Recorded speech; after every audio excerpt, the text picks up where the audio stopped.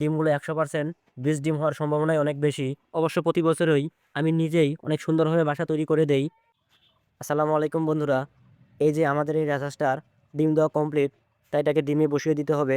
কিন্তু আমরা তাকে তার ডিম না দিয়ে দেশি হাঁসের ডিম দিয়ে বসিয়ে দিব, এবং সে যে 6টা ডিম দিয়েছে সেই ডিমগুলা আমাদের আরও 2টা হাঁস আছে, সেগুলোকে ভাগ করে দিব।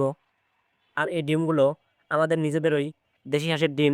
আমাদের যেহেতু খুব ভালো একটা নর হাঁস আছে, তাই ডিমগুলো 100% বীজ ডিম হওয়ার সম্ভাবনাই অনেক বেশি।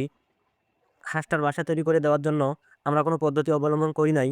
শুধু হাঁসটা প্রথম যেদিন ডিম দিতে এসেছিল সেদিন এখানে অনেকগুলো শুকনো খড় দিয়ে দিয়েছিলাম। ডিম দেওয়ার আগেই হাঁস খড় পেয়ে সুন্দরভাবে বাসা তৈরি করে ফেলেছিল। তবে বাসার নিচের মাটিগুলো হালকা সরিয়ে নিয়ে একটু খাল খনন করে দিলে আরো ভালো হতো। যাই হোক, এইবার সেরকম কিছু করা হয় নাই। তবে পরবর্তীতে হালকা খাল খনন করেই ডিমগুলো বসিয়ে দিব। অবশ্য প্রতি বছরই আমি নিজেই অনেক সুন্দরভাবে বাসা তৈরি করে দেই, কিন্তু এইবার যেহেতু হাঁস নিজেই বাসা তৈরি করে ফেলেছে, তাই আর আমি বাসা তৈরি করে দেই নাই। যাই হোক, একে একে সব ডিম দিয়ে দিলাম এবং হাঁসটাও এসে মাশাআল্লাহ ডিমে বসে গেছে। তো সবাই দোয়া করবেন।